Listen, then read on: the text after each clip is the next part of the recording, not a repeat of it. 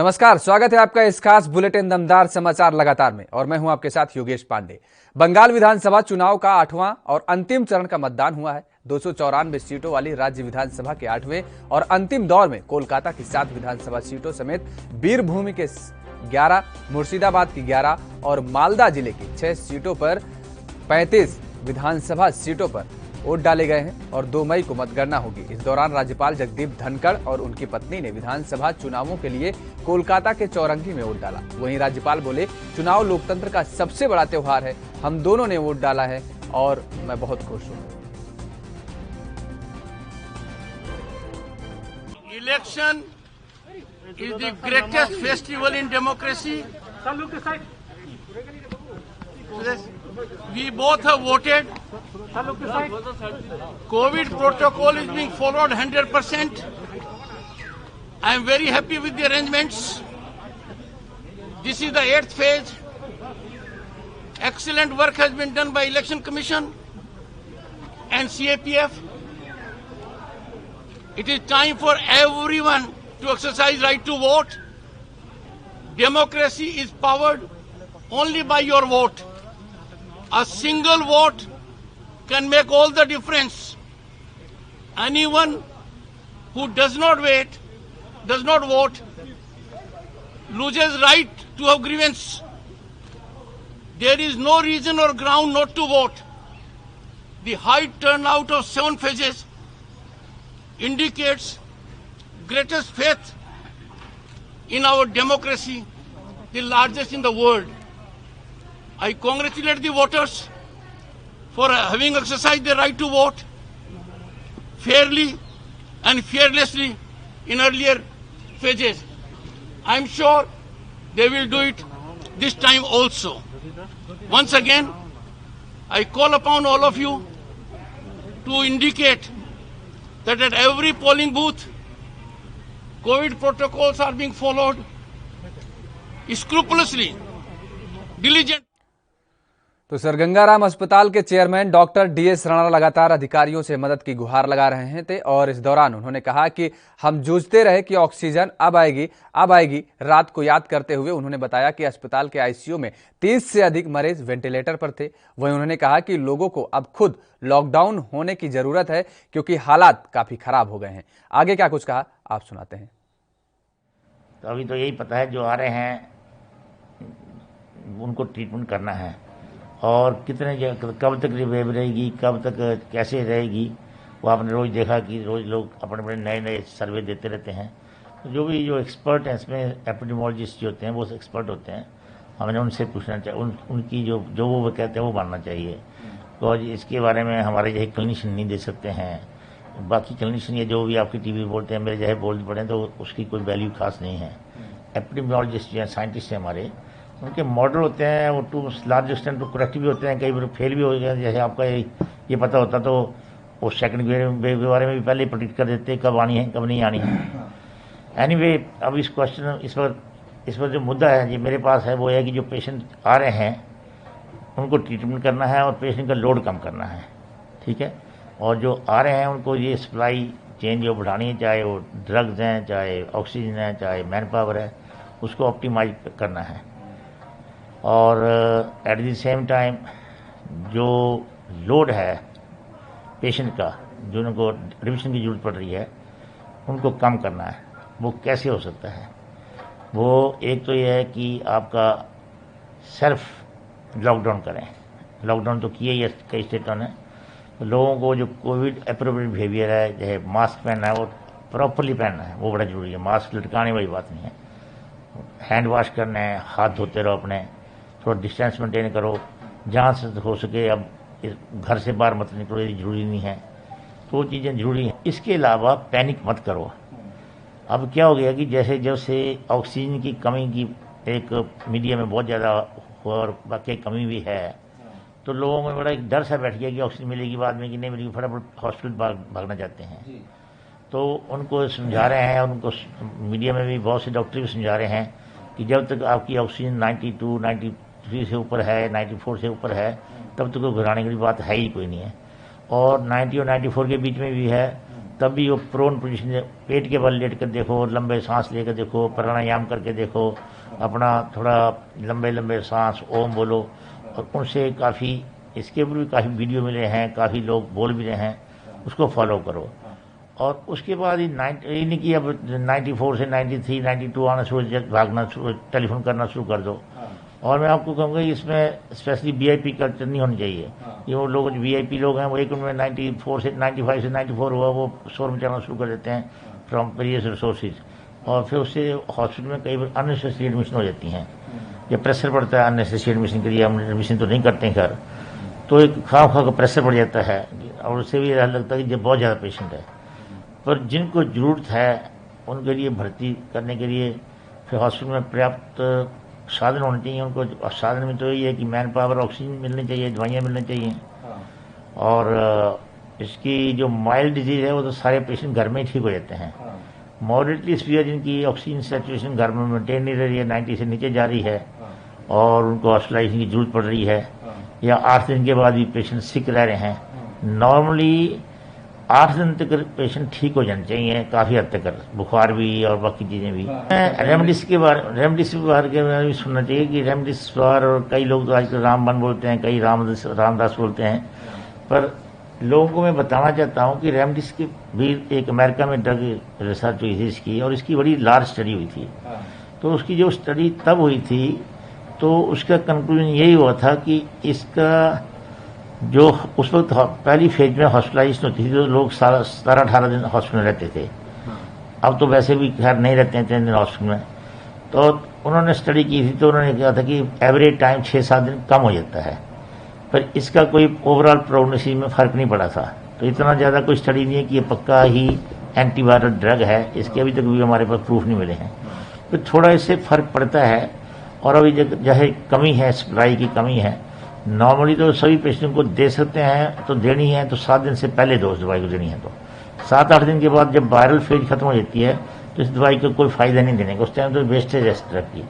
तो मेरे में तो आपको एक मैसेज बनाना चाहूँगी, 8 दिन बीत गए तो उसके बाद तो इस दवाई की इंडिकेशन कोई नहीं देने की। वो तो फिर स्टेरॉइड और बाकी ऑक्सीजन थेरेपी और बाकी सपोर्टिव थेरेपी जो काम करेंगी। पर जो मॉडरेटली सीवियर पेशेंट है, जो 3-4 दिन ही काफ़ी हाई बुखार आ रहा है, ऑक्सीजन की रिक्वायरमेंट कम होते हैं, ऑक्सीजन सैचुरेशन कम होती जा रही है, उनके लिए अवेलेबल है तो आपको रेमडेसिविर देने चाहिए, उससे थोड़ा फ़र्क पड़ जाता है। जब कमी है तो इसलिए कल आई थिंक सरकार ने ये किया है कि ऑक्सीजन की जिसको जरूरत हो उसी को देंगे। वो तो एक बात है कि शॉर्टेज को डील करने वाली बात है, अदरवाइज इसका जो वैल्यू है तो एंटीवायरल जो इसका जो एक इसमें सीवियरिटी ऑफ डिजीज है वो कम हो जाती है। तो उसके लिए अभी जब कमी है तो वो सिर्फ उन्हीं पेशेंट को तो जैसे सरकार कह रही है या जितने भी पॉलिसी में। तो भारत में कोरोना का संक्रमण तेजी से बढ़ रहा है और इस बीच 3 देशों ने भारत की यात्रा को लेकर एडवाइजरी जारी की है। अमेरिका, कनाडा और जर्मनी ने जारी एडवाइजरी में अपने नागरिकों को भारत न जाने की सलाह दी है। वहीं इन तीनों देशों ने भारत में रह रहे अपने लोगों को जल्द वापस आने के लिए भी कहा है। वहीं कनाडा ने भारत से लौटने वाले यात्रियों पर कई तरह की पाबंदियां भी लगा दी हैं। उधर अमेरिका ने भी अपने नागरिकों को भारत छोड़ने की सलाह दी है। अमेरिका ने अपने नागरिकों को कहा है कि भारत की यात्रा न करें और जल्द से जल्द वहां से निकल जाएं। आपको बता दें कि अमेरिका ने भारत की खराब स्वास्थ्य व्यवस्था का हवाला देते हुए ये सब बातें कही हैं। तो भारत में कोरोना वायरस का प्रकोप बढ़ता ही जा रहा है। अस्पतालों की स्थिति खराब होती जा रही है, मेडिकल ऑक्सीजन की भारी कमी हो रही है और कई देश भारत को कोविड मदद दे रहे हैं, लेकिन अभी हालात सुधरने बाकी हैं। इसी बीच अमेरिकी सरकार ने अपने नागरिकों से जितनी जल्दी हो सके भारत छोड़ने को कहा है। अमेरिकी विदेश मंत्रालय ने लेवल 4 ट्रैवल एडवाइजरी जारी करते हुए अमेरिकी नागरिकों से भारत यात्रा न करने या उसे जल्दी से जल्दी छोड़ने को कहा है। मंत्रालय ने नागरिकों को बताया है कि भारत और अमेरिका के बीच रोजाना 14 सीधी फ्लाइट्स हैं और कुछ सेवाएं यूरोप के जरिए भी हैं।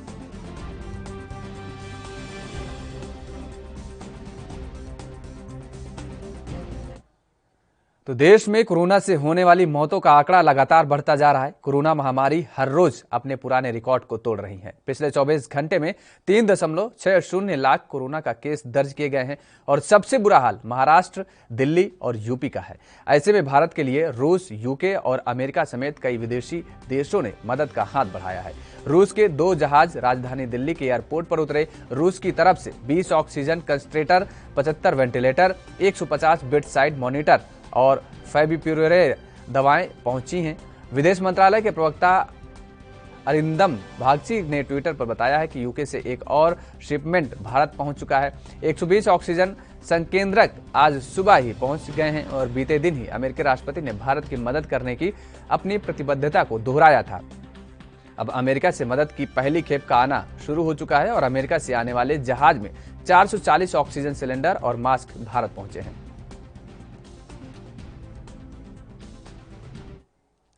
तो जीवन रक्षक ऑक्सीजन सिलेंडर के बीच एक बैच के साथ बुधवार को सिंगापुर से वायुसेना के 2 C-130 विमान पानागढ़ एयरबेस पर पहुंचे हैं। बता दें कि 2 विदेशों से ऑक्सीजन सिलेंडर, कंटेनर और कई चिकित्सा उपकरण वायुसेना के विमानों की मदद से आ रहे हैं। बीते मंगलवार को भी वायुसेना के C-17 ग्लोबल मास्टर विमान को बंगाल की धरती पर उतारा गया। कोरोना से लड़ने के लिए cryogenic oxygen container Dubai, Bangkok से लाए गए थे और ये कंटेनर देश के कई हिस्सों में ऑक्सीजन पहुंचाने में महत्वपूर्ण भूमिका निभाएंगे। बता दें कि देश भर में कोरोना की दूसरी लहर की सुनामी से लड़ने और निजात पाने के लिए मौजूदा केंद्र और राज्य सरकारें ऑक्सीजन की मांग को पूरा करने के लिए संघर्ष कर रही हैं। स्थिति को संभालने के लिए ऑक्सीजन सिलेंडर और कंटेनर समेत कई चिकित्सा उपकरण भी विदेशों से मंगाए जा रहे हैं। वायुसेना इस कार्य में सहायता कर रही है। 6 खाली क्रायोजेनिक कंटेनर के साथ भारत के लिए रवाना हुआ C-17 ग्लोबल मास्टर विमान शाम 7:15 पानागढ़ वायुसेना के हवाई अड्डे पर मंगलवार को उतारा था। तो अमेरिकी राष्ट्रपति जो बाइडेन ने कांग्रेस को दिए अपने पहले संयुक्त संबोधन में कहा कि अमेरिका फिर से प्रगति की राह पर है। बाइडेन ने अमेरिकी कांग्रेस में कहा है कि हम फिर से काम कर रहे हैं, फिर से सपने देख रहे हैं, फिर से नई चीजें तलाश रहे हैं, दुनिया का फिर से नेतृत्व कर रहे हैं। हमने एक दूसरे और दुनिया को दिखाया है कि अमेरिका में हार मानने का कोई विकल्प ही नहीं है।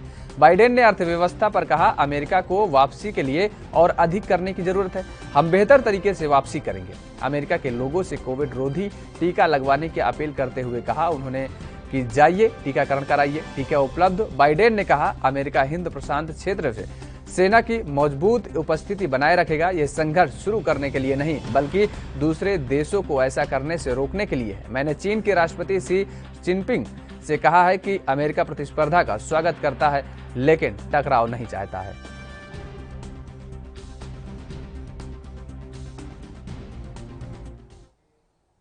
तो भारत को कोरोना वायरस के कारण उत्पन्न हुए संकट की स्थिति से उबारने के लिए कई देश मदद को आगे आए हैं, जिसमें अमेरिका भी शामिल है। वहीं अमेरिका में भारतीय राजदूत TS संधू ने बताया है कि यूएस का C-5 विमान मेडिकल ऑक्सीजन सिलेंडर, ऑक्सीजन नियामक और अन्य आवश्यक आपूर्ति के साथ कैलिफोर्निया से उड़ान भर भारत गया है। उन्होंने बताया कि 26 अप्रैल को राष्ट्रपति बाइडेन ने प्रधानमंत्री मोदी से बात कर अपनी एकजुटता व्यक्त की थी। राष्ट्रपति बाइडेन ने पुष्टि की है कि अमेरिका कोरोना महामारी को रोकने के लिए भारत के प्रयासों का समर्थन करने के लिए दृढ़ संकल्प है।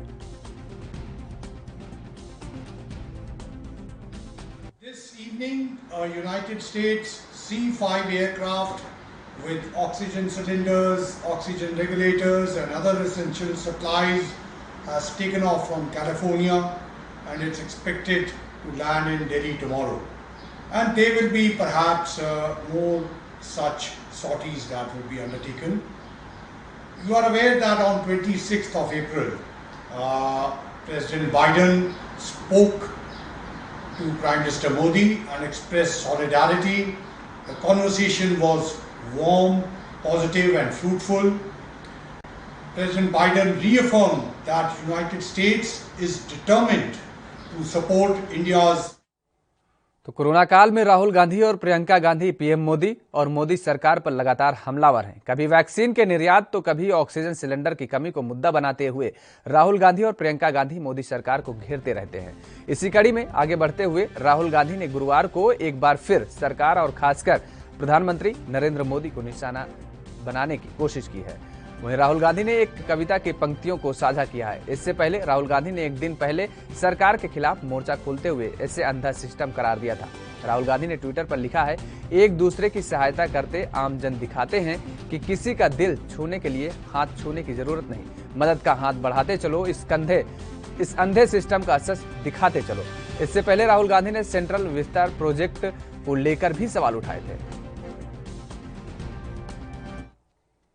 तो पंजाब के सुल्तानपुर लोधी के मंडियों में गेहूं की खरीदारी जारी है। यहां भी किसान काफी खुश नजर आ रहे हैं। मार्केट कमेटी के चेयरमैन पलविंदर सिंह ने बताया कि अब तक सुल्तानपुर लोधी के मंडियों में 7 लाख क्विंटल से अधिक गेहूं आ चुका है और किसानों के खातों में पूरा भुगतान भी आ चुका है।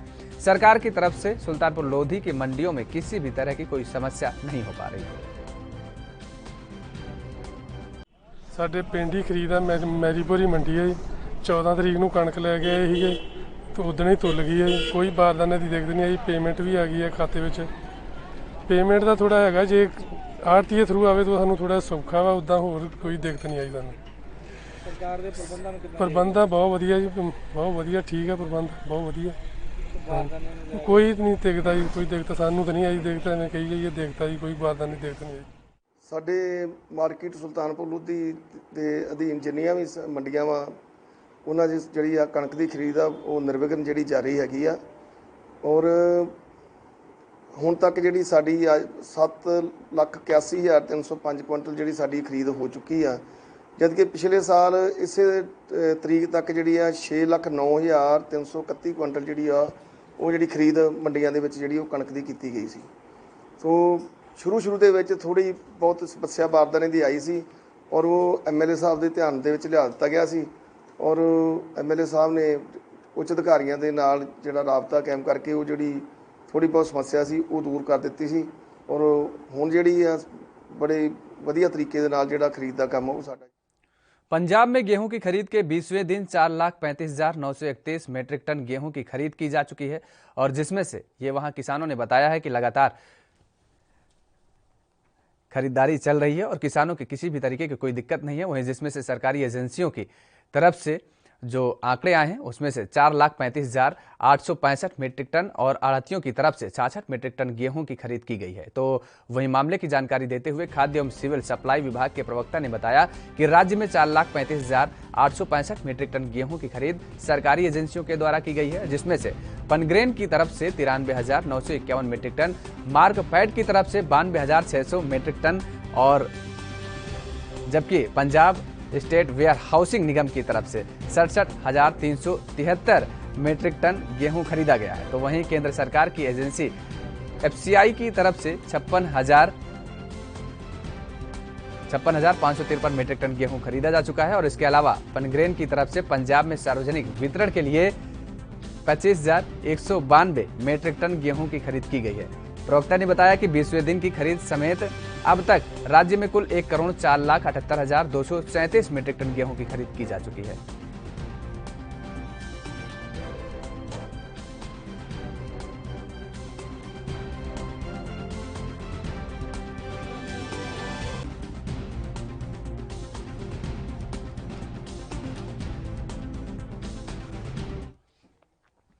तो पंजाब की सरकारी मंडियों में गेहूं की खरीदारी जारी है। कोविड को देखते हुए मंडियों में इस बार सरकार ने सैनिटाइजेशन से लेकर पानी, बारदाना समेत वैक्सीनेशन की व्यवस्था की गई है। बता दें कि पंजाब सरकार ने अब तक राज्य भर में अनाज मंडियों में आयोजित विशेष टीकाकरण शिविरों में 8,400 से अधिक लोगों को टीकाकरण किया गया है।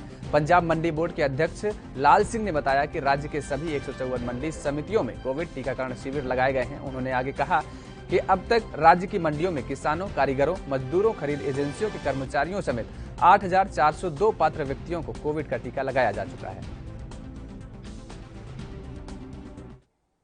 तो देश में कोरोना संक्रमण का कहर बढ़ता ही जा रहा है। इसकी दूसरी लहर ने चारों ओर त्राही त्राही मचा रखा है। निजी अस्पतालों में ऑक्सीजन की किल्लत देखी जा रही है। परिजन अपनों की जान बचाने के लिए खुद ऑक्सीजन सिलेंडर लेकर परेशान है। वहीं एक ऐसा ही एक मामला दिल्ली से सटे फरीदाबाद में देखने को मिला है, जहां एक बेटी अपनी मां की जान बचाने के लिए 48 घंटों तक लाइन में लगी रही, लेकिन उसे ऑक्सीजन का सिलेंडर नहीं मिला। उसने बताया कि ऑक्सीजन प्लांट वाले यहां आने वाले सभी की पूरी मदद कर रहे हैं, लेकिन बेटी ने एक अस्पताल पर आरोप लगाया है कि अस्पताल में एक दिन का बेड चार्ज 40,000 रुपए लिया जाता है। लेकिन न अस्पताल में भर्ती मरीजों को ऑक्सीजन गैस मुहैया है और न ही बेड उपलब्ध हो पा रहा है।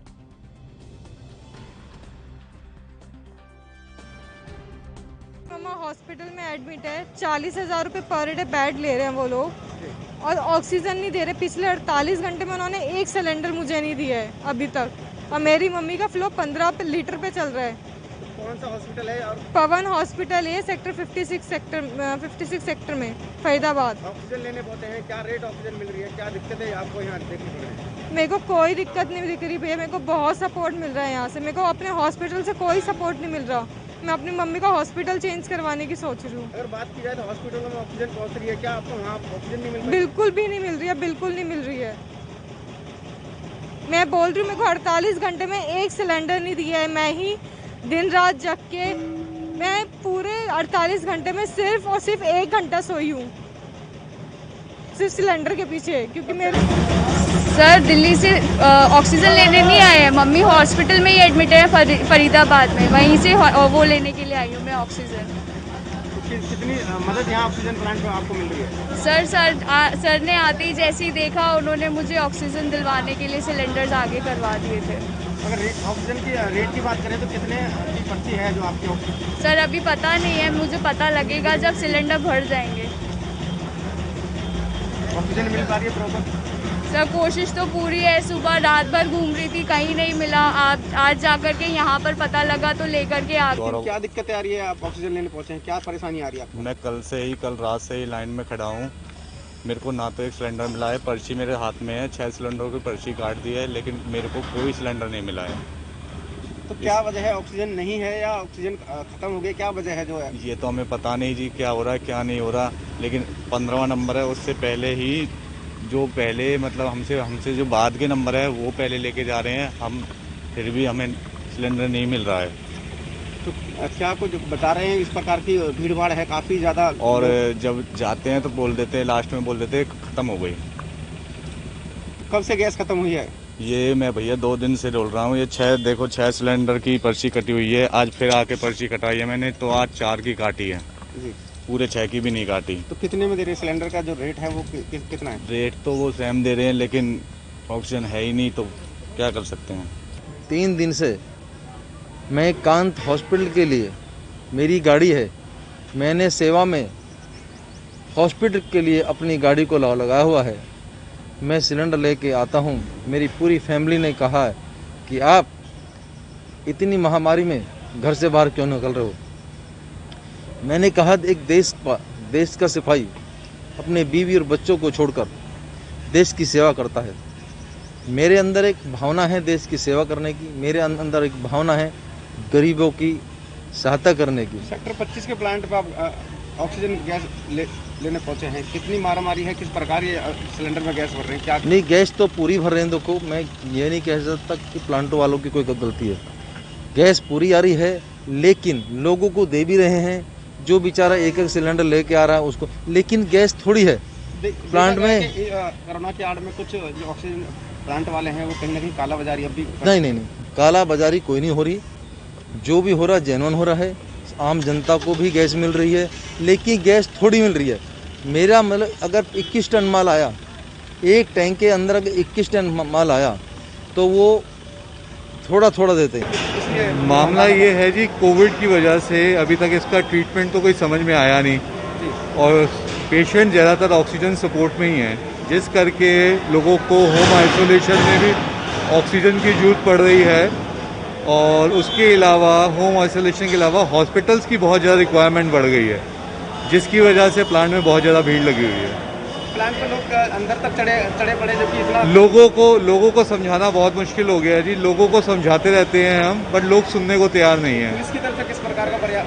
प्रशासन पूरी मदद कर रहा है, बट लोग इतने परेशान हैं कि पुलिस वाले ही बेबस हो जाते हैं उनके आगे। लोग कह रहे हैं कि वो 3-3 दिन से लाइन में लगे हैं और उन्हें ऑक्सीजन नहीं मिला, उसके लिए नहीं, 3 दिन तो नहीं, हमारे यहाँ पे परसों ख़त्म हुई थी ऑक्सीजन और आज सुबह पहुँची है। तो कुछ लोग 2 दिन से खड़े हुए हैं, ये मैं मान सकता हूँ, बट वाकई दिक्कत बहुत है। मटेरियल मिल नहीं पा रहा, रिक्वायरमेंट बहुत ज़्यादा है और मटेरियल बहुत कम मिल पा रहा है। किस प्रकार प्रशासन से अपील करेंगे ऑक्सीजन के लिए? प्रशासन से अपील करेंगे कि मटेरियल ज़्यादा दिलाया जाए ताकि लोगों की दिक्कत दूर करी जा सके। बाकी सब तो प्रशासन और IMA पूरा सपोर्ट कर रहा है, जितनी मदद वो कर सकता है वो हमें कर रहा है, और जो सुविधा वो दे सकते हैं हमें मुहैया कराई जा रही है।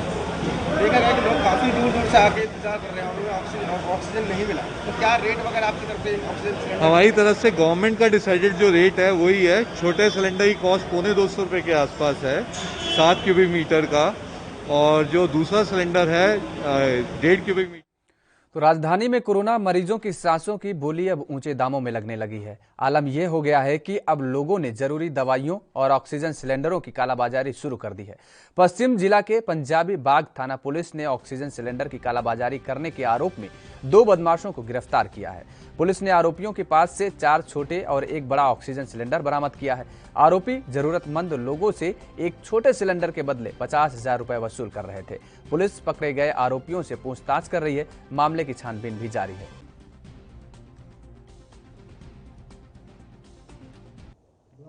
स्पेशल स्टाफ और उत्तमनगर थाने की ज्वाइंट टीम ने एक ऐसे रैकेट का पर्दाफाश किया है जो फायर एक्सटिंग्विशर वाले सिलेंडर को ऑक्सीजन सिलेंडर कहकर बेच रहे थे लोगों को, और सब्सिक्वेंटली एक सिलेंडर जो उन्होंने बेच दिया था 10,000 रुपये में, वो और 4 और सिलेंडर फायर एक्सटिंग्विशर के जो सिलेंडर है वो टोटल उनसे बरामद हुए हैं। टोटल 5 सिलेंडर, और अक्यूज एक इसमें आशुतोष है जो 19 साल का है, विकासपुरी का रहने वाला है। दूसरा आयुष सन ऑफ अजय, ये एच ब्लॉक विकासपुरी का रहने वाला है, 22 साल का है, और फर्दर इनसे लीड डेवलप करी जा रही है ताकि और हम ब्लैक मार्केटिंग के जो ऑक्सीजन सिलेंडर्स और रेमडेसिविर। तो आगरा शहर को ऑक्सीजन से राहत दिलाने के लिए सेना ने मोर्चा संभाल लिया है। बुधवार दोपहर भारतीय वायुसेना का विशेष विमान अहमदाबाद पहुंचा। कुछ देर रुकने के बाद विमान में कंप्रेसर और अन्य उपकरण लाद दिए गए हैं। यह विमान रात 11:30 बजे आगरा एयरफोर्स स्टेशन पहुंचा है, जहां सेना ने ट्रक से इसे टेढ़ी बगिया स्थित अग्रवाल ऑक्सीजन प्लांट पर पहुंचाया, और रात में ही सेना के विशेषज्ञों ने कंप्रेसर और अन्य उपकरणों को जोड़ना चालू कर दिया। सुबह तक इसे तैयार कर लिया गया है। ट्रायल के बाद अब इस प्लांट से जल्द आपूर्ति शुरू की जाएगी। यह जिले का दूसरा ऑक्सीजन प्लांट है जिसमें एयर से ऑक्सीजन तैयार होगी। हर दिन 1600 सिलेंडर की रिफिलिंग होगी। डीएम प्रभुवेंद्र सिंह ने बताया कि अग्रवाल ऑक्सीजन प्लांट चालू होने से काफी हद तक गैस की आपूर्ति को राहत मिलेगी। देखिए, इसको हम 2 भाग में बांटेंगे। एक, हम लोग का प्रयास रहा कि इन हाउस आगरा के अंदर हम लोग ऐसी क्या व्यवस्था कर सकते हैं ताकि हमें बाहर से डिपेंडेंसी कम रहे। हमारे पास एक एडवांस सिलेंडर करके जो है सिकंदरा में उनका प्लांट ऑलरेडी रन कर रहा है, लेकिन उनकी कैपेसिटी सिर्फ 600 सिलेंडर पर डे की है। एक नया प्लांट हमारे यहाँ लग रहा था, हम लोगों ने जाके उसको देखा, एक इंजीनियर वहाँ काम कर रहे थे। जब लगा कि सिर्फ इनसे काम नहीं चलेगा तो हमने अपने पीडब्ल्यूडी और जो टेक्निकल टीम थी उनको भेजा। इनके साथ ही चूंकि हर दिन महत्वपूर्ण था, हर घंटा महत्वपूर्ण था, तो हम लोगों ने आर्मी की मदद ली। यहाँ चूंकि अच्छा बेस है यहाँ पे, उनकी टेक्निकल टीम भी जाकर के उनको टेक्निकल इनपुट करने लगा। उसमें उनका एक पार्ट ऐसा है जो यहाँ नहीं बनता है, उन्होंने अहमदाबाद में ऑर्डर दिया। 2 दिन के अंदर रात दिन प्रयास करके वह ऑर्डर उनका तैयार हुआ। चूंकि हमारे लिए बहुत क्रिटिकल था, तो हमने जो हमारी लाइजनिंग होती है, हमने यहाँ के स्टेशन कमांडर से रिक्वेस्ट किया। उन्होंने बहुत ही एग्री होकर के फिर एयरफोर्स अपने काउंटर पार्ट को पास ऑन करके एयरफोर्स और आर्मी की टीम के कोऑर्डिनेशन के साथ उन्होंने एग्री कहा कि ठीक है, आप उनको भेज दीजिए। अलग से एक एयरक्राफ्ट गई और अहमदाबाद से उसको लेकर के रात में आई। जब रात में 11 बजे लैंड किया इसने, इनकी टीम वापस। तो कोरोना आपदा में मानवता और भाईचारे की मिसाल भी सामने आ रही है। हिंदू और मुसलमानों का भेद तोड़कर लोग एक दूसरे की मदद के लिए सामने आ रहे हैं। बालाघाट से सांप्रदायिक सौहार्द की एक ऐसी ही तस्वीर सामने आई है जो कि अपने आप में एक मिसाल है। यहाँ सोहेल और उनकी टीम पिछले 1 साल से, जब से कोरोना संक्रमण का दौर शुरू हुआ है, हिंदू शवों को शमशान घाट में ही रहकर अंतिम संस्कार कर रहे हैं। इस दौरान कई बार ऐसी परिस्थितियां भी बन जाती हैं जब परिवार के लोग शव को छोड़कर चले जाते हैं। उस सूरत में भी यह हिंदू रीति रिवाजों का ध्यान में रखकर ये मुस्लिम युवा बखूबी मृत व्यक्ति का अंतिम संस्कार करते हैं। जी, मेरा नाम सोहेल खान है। आप कितने दिनों से ये अंतिम संस्कार का कार्यक्रम करवा रहे हैं? जी, अल्हम्दुलिल्लाह 1 साल से मैं और मेरी टीम यहाँ पर अंतिम संस्कार का काम कर रही है। आपको किस किस परिस्थितियों का सामना करना पड़ा? जी, यहाँ पर परिजन जो है बॉडी को छोड़ के कई बार ऐसा होता है भाग जाते हैं, तो उनका भी अंतिम संस्कार हिंदू रीति रिवाज के साथ पूरी। तो उत्तर प्रदेश में कोरोना वायरस संक्रमण की लगातार बढ़ती गति देखकर मुख्यमंत्री योगी आदित्यनाथ ने इस पर अंकुश लगाने के लिए कोरोना कर्फ्यू की समयावधि को बढ़ा दी है। प्रदेश में अब शुक्रवार रात 8 बजे से मंगलवार सुबह 7 बजे तक लगातार बंदी रहेगी। उत्तर प्रदेश में साप्ताहिक का विस्तार करने के साथ सरकार ने बंदिश भी बढ़ा दी है। इस दौरान सभी आवश्यक सेवाएं जारी रहेंगी। बेवजह घूमने वालों पर सख्ती से कार्रवाई की जाएगी। ये निर्णय 30 अप्रैल से लागू होगा। तो हरियाणा के मुख्यमंत्री मनोहर लाल खट्टर ने करनाल के कल्पना चावला मेडिकल हॉस्पिटल का निरीक्षण किया और इसके साथ ही मुख्यमंत्री ने अधिकारियों के साथ बैठक भी की। उन्होंने कहा कि रुड़की वाला प्लांट फिलहाल ठप हो गया है, उम्मीद है कि जल्द से ठीक हो जाएगा।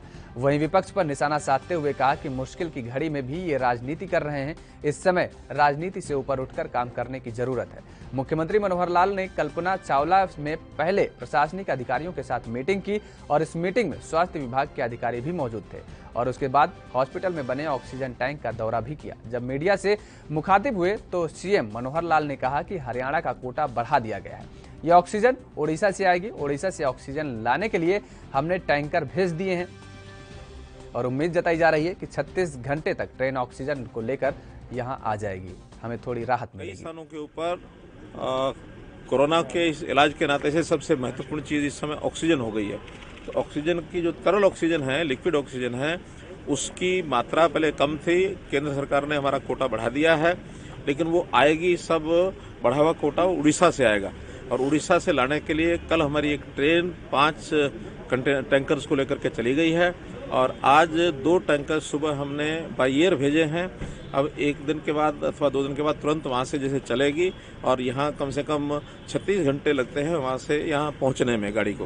तो आज मुझे लगता है वहाँ से चलेंगे तो 36 घंटे के अंदर अंदर ऑक्सीजन हमारी हो जाएगी, पर्याप्त हमको मिलेगी। एक कंटेनर हमारा वहाँ से पहले से जो चला हुआ था वो आ भी गया है, इसलिए आज थोड़ी सी हमको राहत ज़रूर है। लेकिन एक कठिनाई आई है कि अभी जानकारी मिली है रुड़की का जो प्लांट है हमारा, यानी जहाँ से हमको 20 मीट्रिक टन एलोकेशन थी वो एक प्रकार से फेलियर हो गया, उसका और डाउन हो गया और मैं समझता हूँ जल्दी ठीक हो जाएगा। हमारी 20 टन वो भी कल्पना चावला का आपने दौरा किया, आईसीयू की ओपनिंग की है, क्या कुछ कहना चाहेंगे इस बारे में? कल्पना चावला की सारी व्यवस्थाएं, यहाँ के जो स्टाफ है, यहाँ सीएमओ, हमारे डिप्टी कमिश्नर, सबके साथ मेरी मीटिंग हुई है, सब मैंने जायजा लिया है और यहाँ सारी व्यवस्थाएं सब ठीक हैं। ऑक्सीजन की सप्लाई भी टाइम से हो जाती है, किसी को कठिनाई नहीं आ रही है। थोड़ा जो छोटे हॉस्पिटल्स हैं उनमें एक पैनिक रहता है कि हमको चीज़ मिलती नहीं है, लेकिन छोटे हॉस्पिटल्स क्योंकि पहले से सारे ऑन बोर्ड नहीं थे और अभी सभी हॉस्पिटल्स ने कुछ पेशेंट्स एडमिट करना शुरू कर दिए। आज हमने व्यवस्था बनवाई है सारे प्रदेश में कि छोटे हॉस्पिटल भी जो अपने आप को रजिस्टर कराएंगे सीएमओ के साथ, केवल वही कोविड के पेशेंट्स को। यहाँ रुकते हैं एक छोटे से ब्रेक के लिए। दमदार समाचार लगातार में खबरों का सिलसिला जारी रहेगा हमारे सहयोगी मोहित चौधरी के साथ।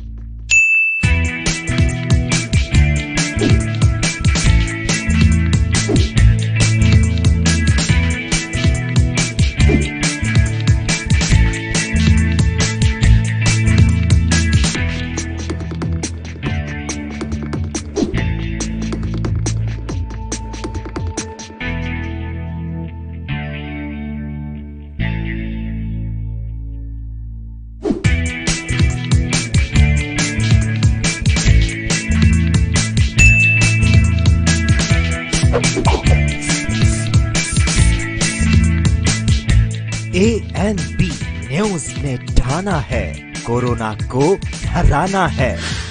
आपके।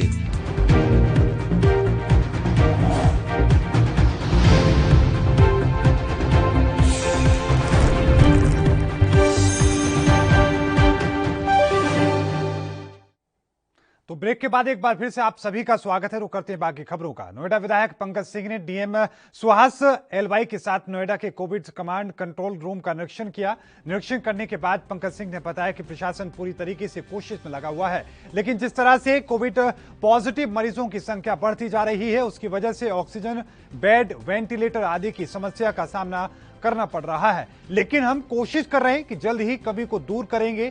जिलाधिकारी सुहास एलवाई ने बताया कि गुरुवार को कोविड डैशबोर्ड तैयार कर देंगे, जिस पर किस अस्पताल में कितने बेड खाली हैं उसकी जानकारी होगी। इसके साथ साथ अस्पतालों में आ रही ऑक्सीजन की कमी को देखते हुए रैपिड रिस्पांस टीम बनाई जा रही है, जो जल्द ही वहां पर ऑक्सीजन सप्लाई करेगी। इसके लिए अभी 100 सिलेंडर रखे गए हैं।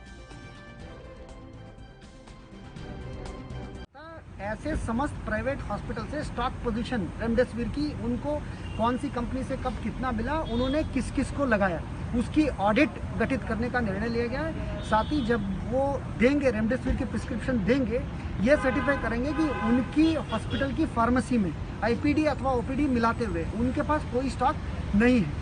हमें उम्मीद है कि इन दोनों गाइडलाइंस को लागू करने के उपरांत जो आज की तारीख में तमाम सारे लोग आप देखते होंगे कि प्राइवेट हॉस्पिटल से लिख देते हैं कि रेमडेसिविर मार्केट से ले आइए, इसमें काफ़ी हद तक अंकुश लगने की संभावना है। इसको निरंतर मॉनिटर करते हुए जहां भी कालाबाजारी होगी वो भी आप देख रहे हैं, विगत दिनों में कार्रवाई हो रही है, लोगों को जेल भेजी जा रही है। तो ये अनुश्रवण और कार्रवाई निरंतर जारी रहेगी। सर, बेड्स बढ़ा रहे हैं जिले में, कुछ कितने बेड्स हैं कुल अभी? देखिए, आप जानते हैं जिले आज की तारीख में लगभग 3800 बेड जिले में कार्यरत है। उसमें लगभग 3100 बेड हमारी ऑक्सीजन बेड्स और आईसीयू बेड्स है, जो लगभग फुल है। उसकी जो डैशबोर्ड है वो भी जनता को देने जा रहे हैं। वो आप देख सकते हैं कि प्रत्येक हॉस्पिटल में 20 से अधिक हॉस्पिटल है, जो आप देख सकते हैं कि ऑक्सीजन बेड कितना है, वेंटिलेटर बेड कितना है और नॉर्मल बेड कितना है, ऑक्यूपेंसी कितना है। हॉस्पिटल्स ही वो ऑक्यूपेंसी को भरेंगे। और विगत दिनों में आप सुन रहे थे कि ऑक्सीजन की चुनौती है, उसको मीट आउट करने के लिए आज से एक नई व्यवस्था लागू की जा रही है। यह एक चुनौती है, उसमें भी आप लोगों ने कई लोगों का उसमें मदद ली है, कई लोगों को उसमें हायर भी आप लोगों ने किया है, ताकि उसको कहीं से उसको ट्रांसपोर्ट करके तब समय पर पहुंचा दिया जाए। एक क्विक रिस्पांस टीम तैयार की गई है कि ऑक्सीजन को अगर अवेलेबल है, स्टॉक में अगर है, जिसके लिए कि जिला प्रशासन प्रयासरत है, तो अगर वो हो तो ज़रूरत जिनको है उन हॉस्पिटल्स को समय पर पहुंचा दिया जाए। ये सब कोशिश प्रशासन की तरफ से। बेड्स की अवेलेबिलिटी तो हो जाएगी, आप वेंटिलेटर्स, ऑक्सीजन भी अवेलेबल करने की कोशिश कर रहे हैं, लेकिन सबसे बड़ी समस्या। विधायक जी, आप निरीक्षण पे आए थे, क्या कुछ देखा? लेकिन लोगों की ये लगातार समस्या है। ट्विटर पे भी आप देखते होंगे कि इंटीग्रेटेड कमांड कंट्रोल रूम में फ़ोन करते हैं तो अवेलेबिलिटी नहीं मिलती है। ऐसे में क्या कुछ बेड्स की व्यवस्था की जा रही है और निरीक्षण किया, क्या कुछ आपसे बातचीत की? देखिए, अब तो प्रशासन ने एक डैशबोर्ड भी एक रेडी किया है, जिसपे कि कौन से। तो वहीं बिहार में कोरोना वायरस संक्रमण के बढ़ते मामलों को देखते हुए राज्य आपदा प्रबंधन समूह की बैठक के लिए अब फैसले के अनुसार लोगों के मूवमेंट को कम करने के लिए अब सभी दुकानें और कारोबारी प्रतिष्ठान शाम 4 बजे से ही बंद हो जाएंगे। पहले ये छूट शाम 6 बजे तक थी। वहीं नाइट कर्फ्यू अब रात 9 बजे के बजाय शाम 6 बजे से ही अगली सुबह 6 बजे तक लागू रहेगा। इसके अलावा राज्य सरकार ने कोरोना संक्रमण से बचाव की पूरी दिशा निर्देश जारी किए हैं। ये आदेश आज से 15 मई तक लागू रहेंगे। कोरोना के बढ़ते मामलों को देखते हुए मुख्यमंत्री नीतीश कुमार की अगुवाई में बुधवार की देर शाम हुई आपदा प्रबंधन समूह की बैठक में कई बड़े फैसले लिए गए। इसकी जानकारी विकास आयुक्त आमिर सुबहानी और स्वास्थ्य विभाग के प्रधान सचिव प्रत्यय अमृत ने दी है।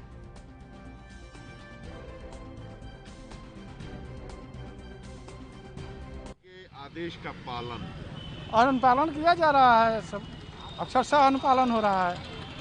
बहुत कठिनाई हो रही है लोगों को समझाने। तो थोड़ा सा समझाने में थोड़ा सा तो लगेगा, आवश्यकताएं वाले सामान के लिए तो थोड़ा सा है, लेकिन 100 समय करना है, 4 बजे के पहले सब कर लेना है।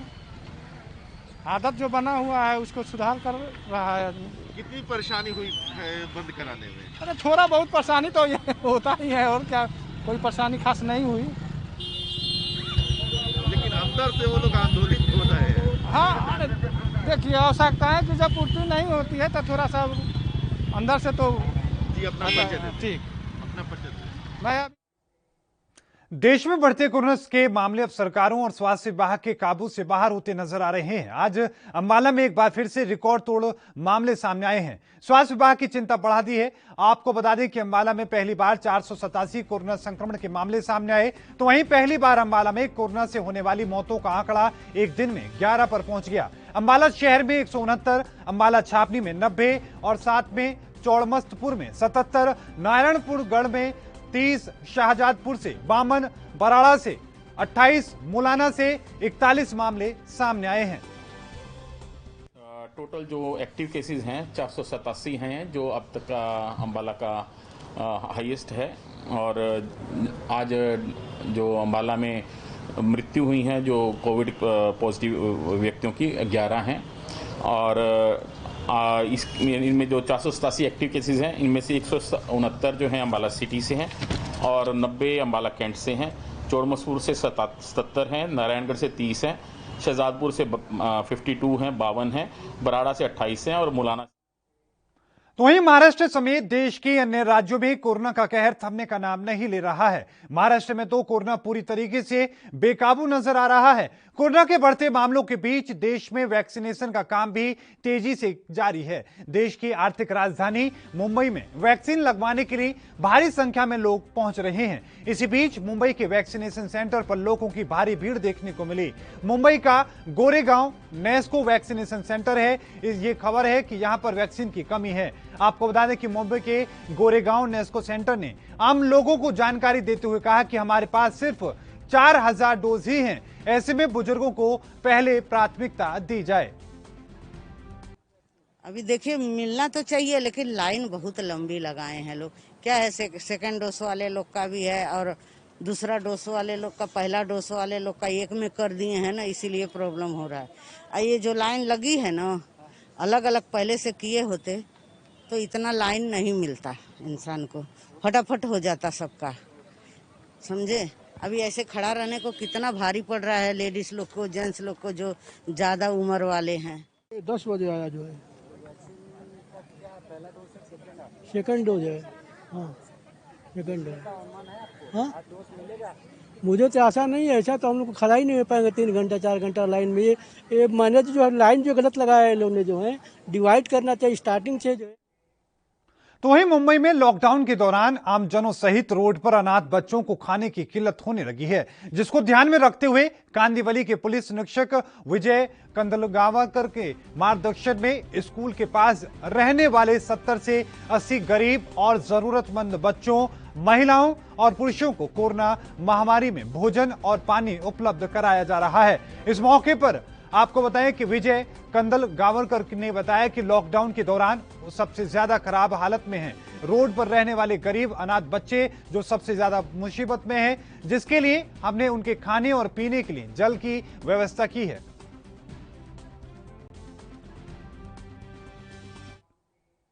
उत्तर प्रदेश के बांदा जनपद के विकासखंड बड़ोखर खुर्द के ग्राम पंचायत में वोटिंग में अंधेरगर्दी और धांधली की खबर सामने आ रही है। यहां 3 घंटे तक के लिए मतदान प्रभावित रहा। मतदाता अपने मत का प्रयोग करने के लिए लंबे समय से लाइनों में खड़े नजर आए। प्राप्त जानकारी के अनुसार वहां मौजूद पीठासीन अधिकारी निष्पक्ष चुनाव प्रक्रिया को संपन्न नहीं होने देना चाह रहे थे। ग्रामीणों ने दूरभाष पर अपनी जानकारी दी। इस मतदान केंद्र में मत पत्र ही नहीं है।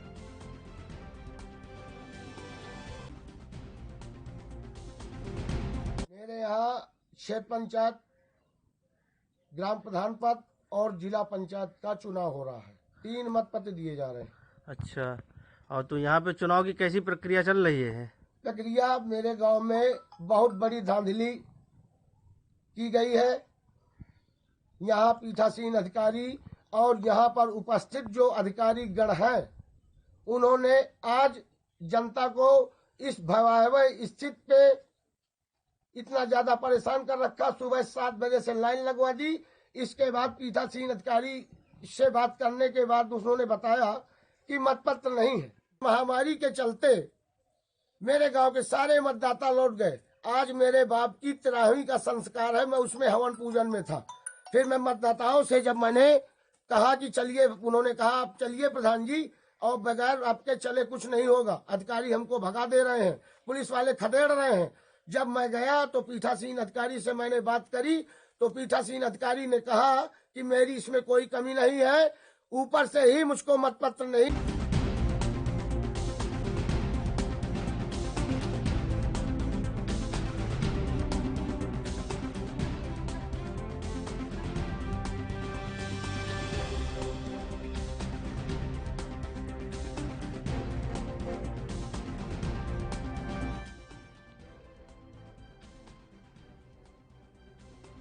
तो आपको बता दें कि मतदान में धांधली के आरोप लगे। उत्तर प्रदेश के बांदा का ये मामला है, जहां की तस्वीरें आपने देखी। आपने जो प्रधानपति हैं उनकी बात आपने सुनी। सीधे तौर पर उनका कहना था कि लोगों को भगाया जा रहा है, कई तरह के आरोप उनके द्वारा लगाए गए। लेकिन आपको बताएं कि लगातार जिस तरीके से हालात बिगड़ रहे हैं कोरोना वायरस के चलते, इसकी वजह से इस बार अंतिम चरण का जो चुनाव हुआ है वो बाकी चरणों के मुकाबले अलग तरीके से देखने को मिला। यहां पर लोगों को उचित दूरी का पालन करना पड़ा, मास्क लगाकर लोगों को रखा गया, लेकिन साथ में कई जगहों पर धांधली के आरोप भी लगाए गए। हालांकि लगातार आपको बताएं कि चुनाव आयोग का यही दावा है कि कहीं पर किसी तरह की कोई धांधली नहीं हुई और तमाम जगहों पर सुरक्षा के पुख्ता इंतजाम किए गए थे। बढ़ते कोरोना संक्रमण को देखते हुए सुरक्षा के इंतजाम के साथ साथ कोविड को लेकर भी जो प्रोटोकॉल है, जो दिशा निर्देश जारी किए गए हैं, उनका भी पालन किया गया था। लेकिन इन पालन और निर्देशों के बीच में ऐसी तस्वीरें भी सामने आई जहां पर लगातार जो हालात बिगड़ते नजर आए। और साथ में आपको बताएं कि कई जगहों पर धांधली के आरोप लगाए गए। आपको बताएं कि मथुरा जिले में एक जगह तो गोलीकांड का भी मामला सामने आया। लेकिन यह मामला उत्तर प्रदेश के बांदा का है, जहां पर एक प्रधान के पति ने कई गंभीर आरोप लगाए हैं।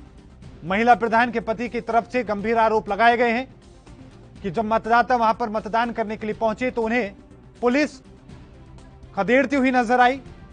और इसके साथ ही उनका यह भी आरोप है कि वहां पर जब वहां पहुंचे तो उन्होंने कई तरह की गंभीर लापरवाही वहां पर देखी।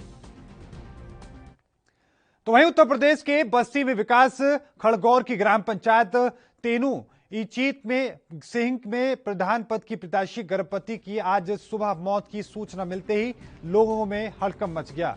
मतदाताओं में गहमा गहमी के माहौल की जानकारी होने के कई घंटों के बाद मौके पर अधिकारी पहुंचे। पीठासीन अधिकारी ने जिले के उच्च अधिकारियों को उम्मीदवार की मृत्यु की जानकारी भी दी, लेकिन मतदान बंद नहीं हुआ, जिससे आक्रोशित ग्रामीणों ने शव को बूथ के सामने रखकर जाम लगा दिया और फिर जबरदस्त हंगामा किया। नहीं मिला है कि प्रधान पद का जो है चुनाव स्थगित है, लेकिन जो यहाँ के कॉम्पिटेंट अधिकारी है उनके द्वारा हमको ये आश्वासन मिला कि प्रधान पद के लिए जो है चुनाव नहीं होगा, बाकी दो और पद के लिए जिला पंचायत और पीडीसी के लिए होगा। प्रधान पद के लिए चुनाव पुनः कराया जाएगा। आप संतुष्ट हैं? नहीं, हम संतुष्ट नहीं हैं, क्योंकि हम लोग जो है इसके लिए रिटर्न में चाहते हैं। बेसिकली क्या होगा कि पूरा मॉर्निंग में हमको आश्वासन जब दिया गया कि चुनाव रोक दिया गया है, हम लोग घर पे गए, फिर पुनः जो है 45-50 मिनट बाद फिर से स्टार्ट कराया गया। फिर फ्यूचर में भी अभी 1 घंटे 2 घंटे बाद दोबारा भी स्टार्ट कराया जा सकता है, या जो स्थगित करने के बाद जो मतदान हुए हैं उनको भी काउंटिंग करा के जो है किसी को भी। तो प्रधान पद का इलेक्शन जो है यहाँ पर पुनः होगा, बाकी बीडीसी और जिला पंचायत वाले। तो वहीं उत्तराखंड के हल्द्वानी में सुशीला तिवारी अस्पताल में कोरोना संक्रमित मरीजों से पूरी तरीके से अस्पताल फुल चल रहा है। लिहाजा अस्पताल में आए दिन हंगामा और मरीजों की तीमारदारों द्वारा कई तरह की समस्याओं का सामना करना पड़ रहा है। अस्पताल प्रशासन ने भी पुलिस प्रशासन से सुरक्षा की गुहार लगाई है, जिसके बाद एसएसपी प्रीति प्रियदर्शनी ने टीम के साथ सुशीला तिवारी अस्पताल का निरीक्षण करते हुए वहां पर सुरक्षा व्यवस्था के मद्देनजर पुलिस प्रशासन तैनात करने के निर्देश दिए। एसएसपी प्रीति प्रियदर्शनी ने कहा कि अस्पताल प्रशासन द्वारा अस्पताल में सुरक्षा व्यवस्था के मद्देनजर पुलिस की व्यवस्था करने की डिमांड की गई थी, जिस पर सुशीला तिवारी अस्पताल में पुलिस फोर्स तैनात कर दी गई है। मध्य प्रदेश के उज्जैन में कोरोना संक्रमण के मामले लगातार बढ़ते जा रहे हैं। कोरोना संक्रमण के लगातार बढ़ते आंकड़ों को लेकर जिला क्राइसिस कमेटी की बैठक कोठी स्थित बृहस्पति भवन में आयोजित की गई थी। बैठक में जिले में 7 मई तक लॉकडाउन लगाने को लेकर फैसला हुआ है। बैठक में सांसद अनिल फिरोजिया, उच्च शिक्षा मंत्री डॉक्टर मोहन यादव, विधायक पारस जैन सहित अन्य जनप्रतिनिधि भी शामिल हुए।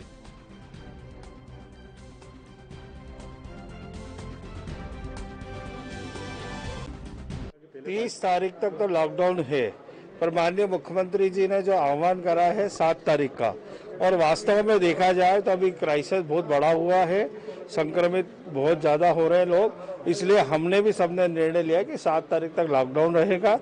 30 तारीख के बाद हम ये रियायत जरूर दे रहे हैं कि किराना की, दूध की और मेडिकल की दुकान और सब्जी ये चालू रहेगी। उसका समय है 8 से 12 सब्जी वालों का, और दूध वालों का सुबह का शाम का जो समय रहेगा। मेडिकल तो हमेशा खुले रहेंगे। तो ये हमने एक तो रियायत दी गई है, और दूसरा माननीय मुख्यमंत्री जी ने ये भी निर्देशित करा है कि जो 2 महीने का राशन दे रहे हैं उसमें पात्रता पर्ची जो पुरानी है उनको भी राशन दिया जाएगा, और जो नई पर्ची है उनको भी हम बना के और उनका वेरिफिकेशन करके उनको भी राशन देने का काम करेंगे। और हर गरीब के जो मजदूर हैं। तो वहीं उत्तर प्रदेश के गन्ना मंत्री सुरेश राणा ने सूबे के गन्ना किसानों के भुगतान को लेकर अहम जानकारी दी है। साथ ही उन्होंने वैक्सीनेशन को लेकर भी अपनी प्रतिक्रिया दी है। क्या कुछ उन्होंने कहा है, आइए सुनते हैं। एकजुट होकर के माननीय प्रधानमंत्री जी के नेतृत्व में कोरोना जैसी महामारी के खिलाफ लड़ रहा है। वहीं उत्तर प्रदेश में माननीय मुख्यमंत्री योगी आदित्यनाथ जी के नेतृत्व में पूरा प्रदेश कोरोना को हराने में लगा है। लेकिन सब पहलुओं का ध्यान रखते हुए माननीय मुख्यमंत्री योगी आदित्यनाथ जी के कुशल नेतृत्व में मैं कह सकता हूं कोरोना काल जैसी विषम परिस्थितियों में जो संभव नहीं था, लेकिन माननीय मुख्यमंत्री जी के कुशल नेतृत्व में किसान ने जो उम्मीद सरकार से रखी है उस उम्मीद पर खरा उतरते हुए सजगता के साथ माननीय मुख्यमंत्री योगी आदित्यनाथ जी ने जो पिछला वर्ष गन्ना किसानों का गन्ना हमने 35,998 करोड़ रुपए का गन्ना खरीदा, उसका संपूर्ण भुगतान उत्तर प्रदेश के गन्ना किसानों को कर दिया है। और इस वर्ष भी जो करंट सीजन चल रहा है, इस सीजन में भी अब तक गन्ना किसानों का 60% से ज़्यादा भुगतान, लगभग 19,000 करोड़ का भुगतान उत्तर प्रदेश की सरकार कर चुकी है। हम पूरी तरह सजग हैं, कटिबद्ध हैं। उत्तर प्रदेश में योगी सरकार आने के बाद 4 वर्षों में अब तक 1,33,100 करोड़ रुपए से ज़्यादा का गन्ना किसानों का भुगतान उत्तर प्रदेश की संवेदनशील योगी सरकार ने किया है।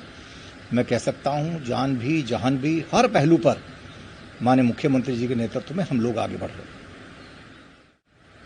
जब कोरोना आया था तो उत्तर प्रदेश में एक भी टेस्टिंग की सुविधा हमारे पास नहीं थी।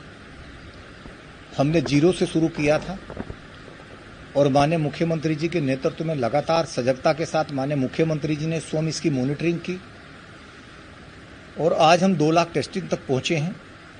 और लगातार चाहे मेडिकल कॉलेजों में सुविधाएं देने का विषय हो, या प्राइवेट हॉस्पिटलों में एडमिशन का विषय हो, या तमाम मॉनिटरिंग का विषय हो, दवाइयों की उपलब्धता हो, सैनिटाइजेशन हो, हर विषय पर माननीय मुख्यमंत्री जी ने उत्तर प्रदेश में माननीय प्रधानमंत्री जी की प्रेरणा से सजगता के साथ कोरोना के खिलाफ इस लड़ाई को लड़ा है। और पूरा प्रदेश आज माननीय मुख्यमंत्री जी के नेतृत्व में एक मत होकर के कोरोना जैसी महामारी को बहुत मजबूती के साथ हराने के लिए हम सब लोग लड़ाई लड़ रहे हैं। उसके लिए जो भी आवश्यक है, जो भी आवश्यक लगता है, उस तमाम आवश्यकताओं को माननीय मुख्यमंत्री जी स्वयं एक कदम आगे बढ़ करके उसमें फैसले करते हैं, उन फैसलों को लागू करते हैं। एकमात्र उद्देश्य है कि किस तरह से शीघ्रता के साथ जल्दी से जल्दी इस महामारी को समाप्त किया जाए और कोरोना जैसी इस महामारी पर विजय प्राप्त की जाए। और एक ही नारा है, कोरोना हारेगा और भारत जीतेगा। और मैं ये अपील भी आपके माध्यम से करना चाहता हूं कि इस तरह माननीय प्रधानमंत्री जी, माननीय मुख्यमंत्री जी संवेदनशीलता के, सजगता के साथ लगे हुए हैं, हम सबकी भी नैतिक जिम्मेदारी है। मैं विनम्र अनुरोध करता हूं कि आवश्यक कार्य ना हो तो हम घर से बाहर ना निकलें, मास्क लगा करके रखें, उचित दूरी पर हम लोग रहें, भीड़ भाड़ वाले स्थानों से बचें, क्योंकि हम सबकी नैतिक जिम्मेदारी है, हम सबकी सामूहिक जिम्मेदारी है और हम सब मिलकर के आगे बढ़ेंगे। तो वहीं कोरोना काल के बीच हरियाणा के लिए एक अच्छी खबर सामने आई है। आपको बता दें कि हरियाणा में ऑक्सीजन आपूर्ति के लिए ओडिशा के राउरकेला में ऑक्सीजन एक्सप्रेस निकल चुकी है। वहां से लिक्विड ऑक्सीजन लेकर जल्द ही ट्रेन हरियाणा में ऑक्सीजन की उपलब्धता को बढ़ाएगी। दरअसल रेलवे ने कहा कि हरियाणा को अगले कुछ दिनों में उसकी पहली ऑक्सीजन एक्सप्रेस मिल जाएगी। फरीदाबाद से 5 टैंकर ऑक्सीजन लेने ओडिशा के राउरकेला रवाना हुए हैं। रेलवे की ऑक्सीजन एक्सप्रेस 19 अप्रैल से कुल 510 टन ऑक्सीजन की आपूर्ति उत्तर प्रदेश, महाराष्ट्र, दिल्ली और मध्य प्रदेश में कर चुकी है। वहीं रेलवे ने कहा कि हरियाणा सरकार ने भी रेलवे से ऑक्सीजन के लिए अनुरोध किया था। फिलहाल फरीदाबाद में टैंकरों को लोड किया जा रहा है, जिन्हें भरने के लिए राउरकेला भेजा जाएगा। उत्तर प्रदेश में राजधानी लखनऊ के हज हाउस में कोरोना मरीजों के उपचार के लिए अस्पताल बनाया जा रहा है। इस अस्पताल में ऑक्सीजन सपोर्ट वाले बेड, वेंटिलेटर और ऑक्सीजन जनरेशन प्लांट सभी की व्यवस्था होगी। आज जिलाधिकारी ने इस बारे में मीडिया को जानकारी दी। उन्होंने कहा कि हमारी कोशिश है कि 7 से 10 दिन में काम पूरा करके इस अस्पताल को संचालित कर दिया जाएगा। ये जो अस्पताल बन रहा है इसके अंदर कम से कम 25 वेंटिलेटर होंगे। इसके अलावा इसमें आधुनिक सुविधाओं वाले 255 बेड होंगे। डीएम के मुताबिक कोविड अस्पतालों में एक ऑक्सीजन जनरेशन प्लांट भी लगाया जा रहा है।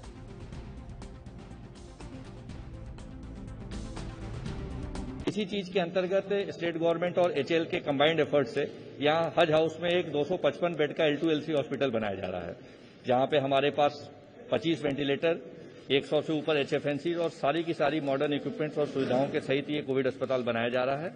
और युद्ध स्तर पे यहाँ पे कार्य भी चल रहा है और इन्हीं चीजों को और तेजी देने के लिए आज यहाँ पे एक समीक्षा बैठक और इन सब चीजों का इंस्पेक्शन भी रखा गया है। और कोशिश ये है कि जल्द से जल्द अगले 1 हफ्ते से 10 दिन के अंतर्गत ही 100% इस कोविड बेड को हॉस्पिटल को हम लोग पूर्ण करके संचालित कर लें। सर, ये खुद का प्लांट भी शायद ये एचएल लगा रही है यहाँ पे। देखिए, ऑक्सीजन एक इंपॉर्टेंट चीज होता है, जिसके लिए एक ऑक्सीजन डोनेशन प्लांट भी यहाँ पे लगाया जा रहा है और पैरेलली बैक। और इस बुलेटिन में मेरे साथ इतना ही। देखते रहिए एनबी न्यूज। मुझे दीजिए इजाजत। धन्यवाद।